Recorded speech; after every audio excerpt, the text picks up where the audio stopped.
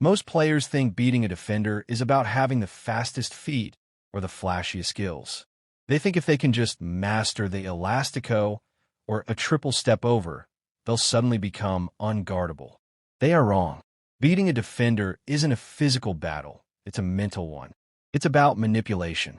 It's about making a defender believe one thing is happening, while you've already decided on another.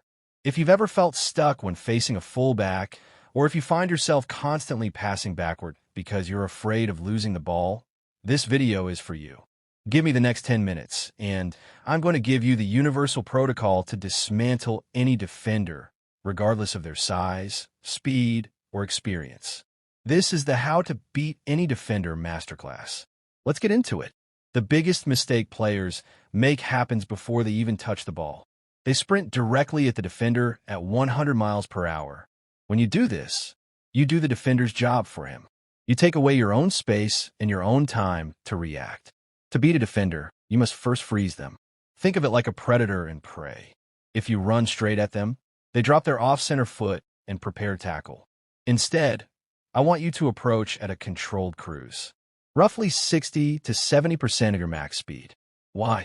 Because you need to be able to change direction instantly. As you approach, you need to attack their front foot. Every defender has a lead leg. By dribbling slightly toward that lead leg, you force them to shift their weight. The moment they shift, they're vulnerable. The goal of the approach is to get within striking distance, about 2 arm lengths away. Any closer, and they can poke the ball.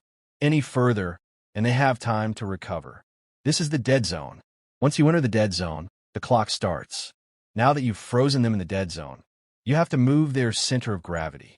A defender is only as good as their balance. If their weight is on their heels, they're dead. If their weight is leaning left, you go right. This is where the body feint comes in. You don't even need to touch the ball to beat a defender. Look at Lionel Messi. He doesn't do 50 step overs. He drops his shoulder. He moves his head. He sells the lie with his entire upper body.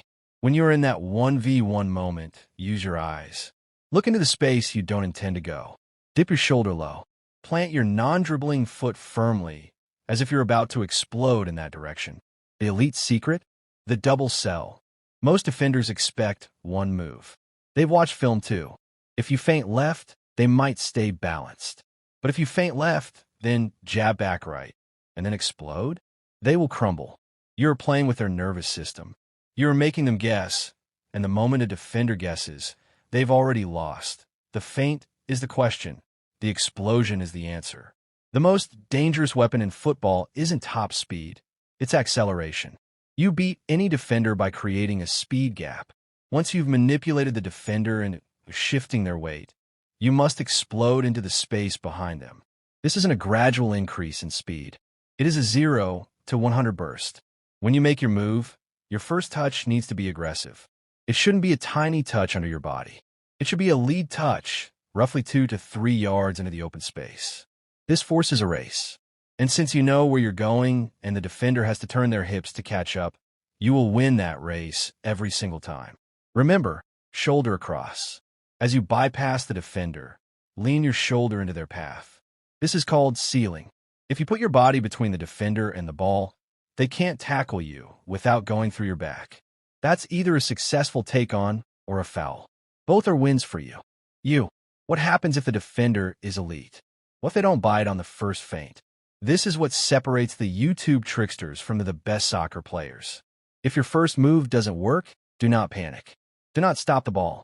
If a defender stays stayed, you must reset the technique. This means taking a lateral touch to change the angle and immediately trying again. Most defenders use all their mental energy to stop the first move.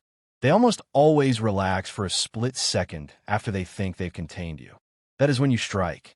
We call this the secondary burst. Also, you must consider the help defender. When you beat your man, the center back is coming.